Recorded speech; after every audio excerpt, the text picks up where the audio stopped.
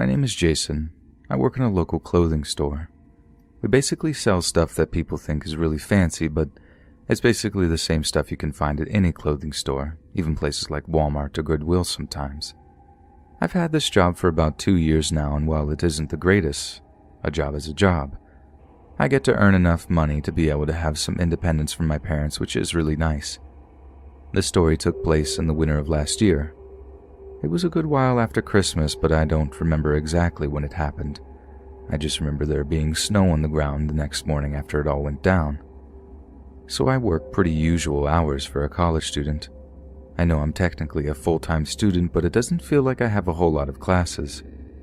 Maybe I picked an easy major, or maybe I'm a genius, who knows. But I don't really study and I barely do the homework, and I still manage to get pretty good grades. I remember there being a very strange-looking man that started coming into the store. He didn't seem like the usual kind of customer that we would get. Most of the people that shop at the store are at least upper middle class. I don't mean to say that they were rich or anything, but if you had enough money to buy expensive clothes, I'm talking like $50 for a t-shirt, then you're probably doing pretty well for yourself. But not this guy. This guy looked like he was 2 steps away from being homeless. He was an older guy, but not too old, probably 50 years old or something like that. But judging by how much of a weirdo he was, I guess I can't really be all that sure. He started coming in every single day, and he always bought something.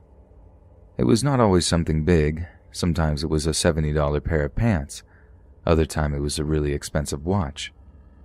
However, with as much stuff as he bought, he never seemed to wear any of it though. At least not from any of the times I'd ever seen him. He always dressed in a baggy sweatshirt or really old worn-out overalls with a denim jacket on top, and the denim jacket had cuts and holes, and it looked really weird because his overalls would be denim too. I don't know if he thought it went well as an outfit, but I wasn't about to tell this guy he dressed stupidly. After all, I did get a commission for everything that was sold in the store. However much of a creep he may have been, I will gladly welcome his business. I know the really weird thing I noticed about him was that he never actually tried on the clothes that he was buying, like ever. He would spend 40 minutes analyzing a pair of pants, hold it in front of himself in the mirror, feel the texture and try to look at it from different points of view, but he would never actually go into the dressing room and try them on. I thought that was the weirdest thing of all. I also remember the couple of times he wouldn't buy the item that he had been looking at, and there would always be this really musky smell to them. I know this may sound weird, but out of morbid curiosity, I would smell clothes after people tried them on after the store had closed. I can't really smell much otherwise, like I had seen this guy at least 20 different times and I never got a smell of him. But whenever I smelled those clothes that he had been looking at, I could smell some strange combination of body odor and smoke. I got really curious about what he does when he isn't randomly buying clothes in an expensive and overpriced store like this one. There was also this one time that he came into the store and specifically asked for me. I thought that was pretty weird considering that he had never really struck up a conversation with me or anything. Of all the times that I had interacted with him, it was always on a very formal basis and we both said the very bare minimum necessary. It was obvious that he didn't like coming to the store, and I found myself drawing a blank, coming up with reasons as to why he kept on doing it. I didn't think too much of it though. I was a college student, and anything outside of chilling with my friends and getting my assignments done didn't really matter at all that much to me. I remember this one night that I was doing laundry. I normally hate doing laundry, as you might imagine, but I specifically remember putting my clothes into the washing machine. I got a whiff of one of my sweatshirts that I thought smelled really weird. I smelled my sweatshirt again, and it reminded me of the smell of the clothes from this one freaky guy at my job.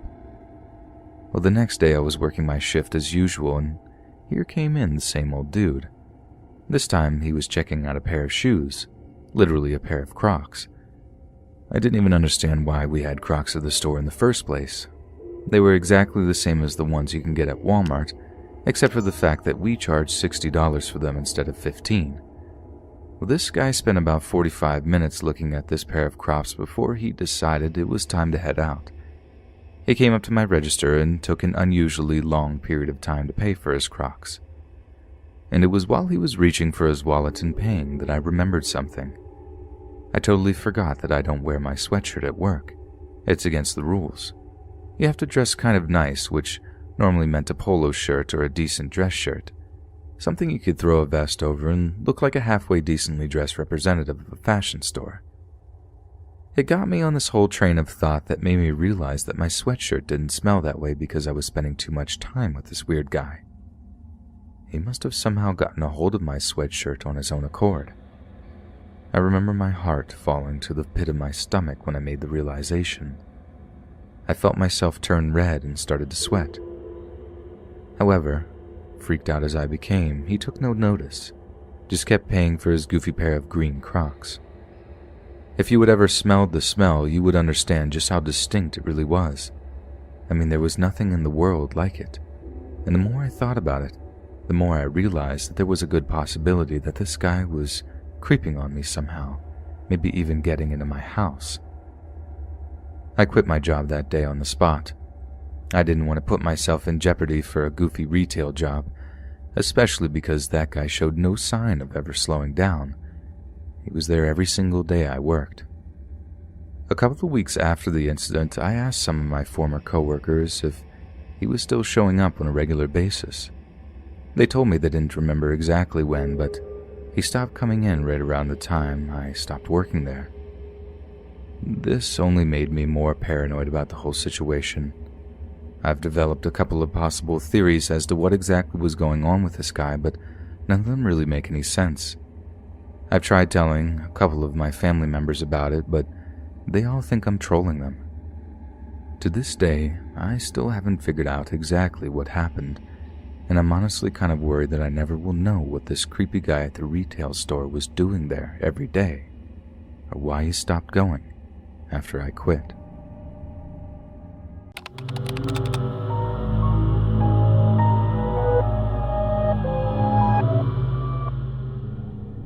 The worst experience of my life happened on June 20th, 2019. I was working at a local store. It's kind of a chain in this region of America, and I don't want to give out the name because it will make it obvious who I am. This story did get some media coverage, and as much as I want to share my story with the world in an honest way, I also want to remain as anonymous as possible. I don't want the rest of my life to forever be associated with this event, but this is how it went. My family's been struggling since 2015. My grandma got cancer, and we did our best to put her through chemotherapy. It didn't work out, and she tragically passed away that year. For some kind of legal reason, the financial burden of my grandmother's chemotherapy fell on my father. It just put a serious economic strain on him. I mean, could you imagine someone wants you to pay over $100,000 for medical treatment that didn't even save your family member? I don't understand why the system does this to people, but I'll keep politics out of this. It didn't ruin our family, but it did mean that our middle-class lifestyle was now going to be extremely difficult to maintain. There was a lot less food in the house. We weren't able to go on vacation anymore, and making ends meet was generally a struggle. I remember my parents having a lot of fights over money, and I think it put a real strain on our relationship. Well, I was in high school at the time, and I did my best not to notice. It's tough being a high school girl and not being able to afford nice clothes or makeup. I remember some of the wealthier popular girls making fun of me for dressing like a bag lady, but sometimes a sweatshirt was the only thing that I had without any holes. I was an only child, so thankfully I was the only person that had to suffer along with my parents. High school went by, and don't get me wrong, it wasn't pleasant, but I got through it, and my family survived on too. As time went on, we just found ways to cope without having money. I knew that I was going to have to start getting a part-time job in school, which I was honestly kind of looking forward to. My parents told me that they would let me use my money on whatever I wanted, which I had been looking forward to for months. And that's when I got an after-school job at this local chain store. It's kind of hard to explain. It's a weird combination of a deli, a gas station, and a convenience store all nicely wrapped into one with a very strange name that is almost notorious in this region. Well, I was enjoying my time, especially because this was the summer between junior and senior year of high school. I was excited to graduate because I had really good grades and I was already receiving scholarship opportunities, some of them full rides to very nice colleges in my state. My parents were really proud of me, and as hard as it had been, we were ultimately a happy family at the end of the day. So I pretty much worked as much as I could over the summer. I was still kind of a loner by this point, and I wanted to turn as much of my time into money as possible. So it didn't really matter if I spent 80 hours a week working because I didn't really have that much to do outside of work, especially with school being out for the summer. I remember there being a particular night that my manager asked me to work a little bit over. I normally started my shift at 6 a.m. and went home at 4 p.m. This was a pretty nice schedule, honestly, and work was easy enough that I really didn't mind. Sure, during the rush hours it could get a little hectic, but all the time in between was pretty chill. Well, my manager wanted me to stay until 10 p.m. that night. That was a lot later than I was used to, and I wouldn't have said yes, but I wasn't working the next day, so I figured why not. I also got double time for working, which made it even better. You see, the way this place works is that after 8 p.m., most of the bakery closes down and there are a lot less people on site. Normally, this time from 8 and well into the night, it's normally just enough people to run the register and get people to pay for gas. It normally means about 2 people working at a time. Me and this one guy I really didn't care for had to work this together. His name was Jeremy. He gave me really weird vibes and had made inappropriate comments. He wasn't dirty or perverted or anything, but he was just extremely offensive and never held back a nasty insult whenever he felt like throwing one at you. Me and him had a couple of instances where we argued, but by this point we both knew where we stood. We didn't like each other, but both of us wanted to do our job and get paid without too much of a hassle, so we were at least in a functional working relationship for the sake of our jobs. This was a weekday night and it just happened to be particularly slow. I never really worked there later shifts, so I had no idea what to really expect. And then my memory goes blank. For hours. I had no idea what had happened. I just remember waking up in the middle of the store and getting up and feeling really sick. I was dizzy and confused, and it took me a few minutes to realize where I was or what had happened. I remembered as I walked across the tiled floor, I heard a deep crunching noise beneath my feet. I didn't look down. I was too dazed, but I assumed that they were M&Ms or some kind of candy. After walking outside, I got even more confused than I already was. I went back inside and saw blood. I looked down at my shoes and noticed that I was covered in a thick, dark red liquid. I started hyperventilating, called 911. They were there within minutes. I was rushed to the hospital, and that was that. It was only a couple of days after explaining everything to the police that I pieced together what had happened. When I was at the hospital, they found drugs in my system. This surprised me because I didn't even smoke cigarettes. The drugs they found in my system were likely the kind that you find in roofies or whatever, and the police had a theory that it went something like this. Jeremy was a mentally unstable individual. He decided that he wanted to end his own life. He was kind of obsessed with becoming infamous. He even ran a whole bunch of social media accounts where he was desperately attempting to become a celebrity. Well, he figured the only way he was ever going to become truly famous was if he committed some kind of horrible crime in some terrible fashion that shocked the world. And he decided that it was going to be that night with me there. The police believed that as crazy as he may have been, he wasn't a fundamentally violent person, so he couldn't bring himself to hurt me or anything else like that. But he did have a plan. He slipped a roofie or some kind of drug into my monster that I'd been drinking during that shift. After I passed out, he shot himself in the head staring at the security camera. He even set up his smartphone on a tripod to capture it in hope that it would be used as footage on the news. I'm pretty sure they did actually use it. And when I had woken up, the crunchy stuff on the floor, or fragments, was a skull. This all had been really traumatic, and I don't know what to do anymore. I quit my job, and I've just been hanging out at my house over the summer waiting for school to start back up, kind of staring into space. My parents have been really understanding, but they have no idea how to help me. Despite our bad financial situation, they scraped together enough money to send me to therapy. I haven't had a whole lot of time to recover from this whole situation, but I do feel like I've made some progress. Some days I feel extremely apathetic. There's a big part of me that doesn't know what to do with my life now. I feel so different after having gone through this experience, especially because I still get contacted by the occasional journalist wanting to do another story on this. But I think this will be the final and last time that I have to relive this.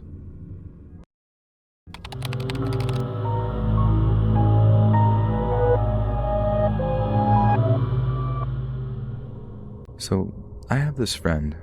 They're a little bit off the walls. One of those conspiracy theorists, very much into the paranormal types of people. I'm talking about the kind of person that watches the X-Files and thinks it's probably true. Of course, she dresses up like she's just playing around and doesn't actually believe in it wholeheartedly, but I'm smart enough to know that she uses humor as a way to distance herself from what she actually believes. I think some of the crazy stuff that she says she actually thinks. No, this isn't to disparage her or anything like that. She's an otherwise really nice person, and she only starts talking about this kind of stuff once you get her going. Sometimes we can go days without ever talking about ghosts or aliens or anything else like that, but if someone starts talking about feeling a spirit in the room, that's the end of it for the night. I just wanted to give you that background because I feel it's very pertinent to the story. Well, this particular friend happens to work at Walmart. There have been a lot of recent changes lately, and what happened is that she got stuck on the night shift. I'm sure you can imagine how this went. He put someone that's into paranormal stuff on night shift, and the next thing you know, they have 1,000,001 different stories about ghosts and monsters and everything else. That's kind of how it went for the first few weeks. Every time I hung out with her, she would talk about how horrible it was to be working on night shift, and then she would start talking about all of the monsters and creatures that she would see out of the corner of her eye. I just remember thinking to myself multiple times if she actually believes that she sees stuff while she's at work. Well, as time went on, she became much more mild with the stories. I guess she had gotten used to working the night shift at Walmart. And then I remember there being one party that we went to. It was me, her, and a bunch of other people from our friend group. It wasn't one of those crazy alcohol-filled adventures as you see in movies or anything like that. It was much more of a bunch of friends getting together and hanging out. I mean, we're all adults and everything. The person whose house we're hanging out at owned the home, but I don't know what else we could have called it other than a party. Anyway, my one perceptive friend had a little bit too much to drink this night, and she started going on about her job like usual. And then all of a sudden, things took a turn for the worse. She started talking about seeing a dead person walking around the store. I remember her talking about the exact details of how he died. She claimed that he had shot himself in the heart, and she saw him walking around Walmart late at night when no one else was around. Some of our other friends were less hesitant to call her out on this nonsense, and she started getting really offended. She left that night after, and in retrospect, I probably should have stopped her from driving home considering that she was extremely intoxicated. If I'm going to be honest with you, that didn't even cross my mind until the next morning. This guy that ended his life by shooting himself in the heart became the only thing she ever talked about when it came to the ghosts and whatnot of her night shift job at Walmart. I found it really strange. It was one of the less believable stories that she would tell us about. I mean, she would always talk about there being a pack of wolves in the forest on the other side of the Walmart parking lot, but it just didn't have the same glamour that story about the guy did.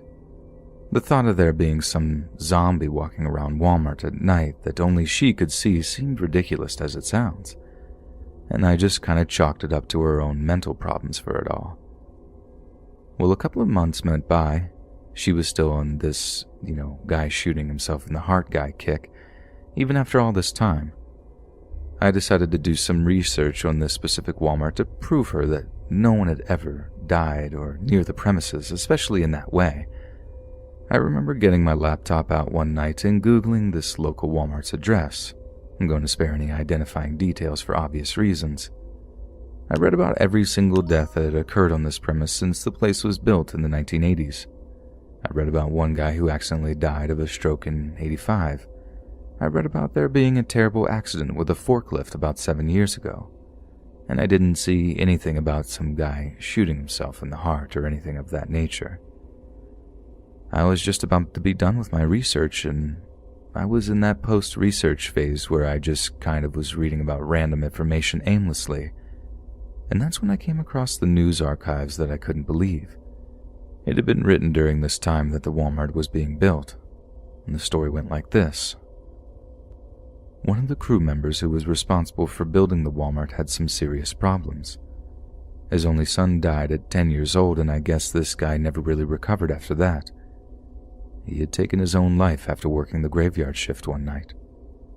The article talked about him being the only person that was willing to work all the way to 12 a.m. and sometimes later, as this was apparently before 24-hour Walmarts. He had a shotgun in his truck, and then he ended his own life right in the forest nearby. And here's the crazy part. He shot himself in the chest exactly the way my friend had described. I hadn't told my friend about this. I know I would never hear the end of it, but I just find it so strange that her weird, goofy little interest in the paranormal somehow uncovered something like this. Now every time she talks about ghosts or the paranormal, I make sure to start listening for something that might be true.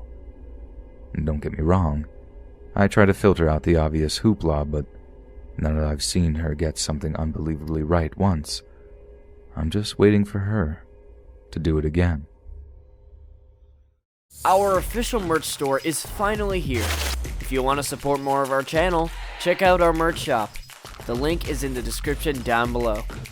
See you on the next video.